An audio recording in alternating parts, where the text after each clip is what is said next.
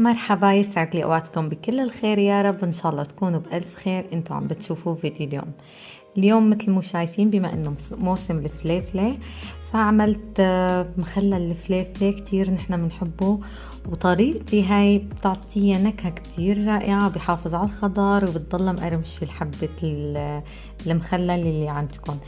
اول شي قطفت الفليفله من الارض. هي زراعتنا، شوفوا لي هالمنظر، ما شاء الله تبارك الرحمن.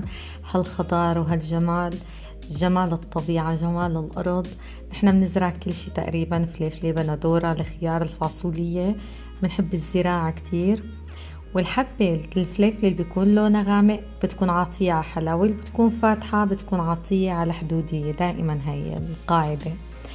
رح انخذ كل حبة فليفلة نخزة صغيرة بالسكين، بس لحتى تدخل المي لجواتها. نخزة صغيرة لكل حبة. وبعدين رح رتبها بالقطرميز. رتبوها كيف ما بتحبوه، راسة لفوق او لتحت، مو مشكلة. طبعا انا هيك اريح الي كان بترتيبها. وبعدين لكل قطرميز نص معلقة كبيرة كركم. إذا في كركم حب أحسن من المطحون، بس أنا كان عندي المطحون فحطيتها. الكركم بيحافظ على الخضار، بيعطيه لون رائع. وللمي، لعيار المية، لكل كوب مي معلقة كبيرة ملح خشن أو ملح صخري. حطيت 6 كوب مي ب6 ملاعق كبيرة ملح. وحطيت معلقة صغيرة سكر كمان بتعطيها، بتحافظ على خضارها. ونصف كوب خل، انا حطيت خل التفاح، بحبوا كتير الخل التفاح عليها. وسقطت المية على قطرميز المخلل.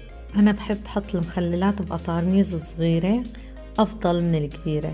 وفيكم طبعا تعملوهم بالاناني كمان، بالعادي كمان اذا كان عندي اناني بحطهم بالاناني، بس انا بحب الازاز افضل، لانه البلاستيك ما يحبذ ما يستخدم نهائيا. ان شاء الله تكون عجبتكم طريقتي. الف صحة وهنا.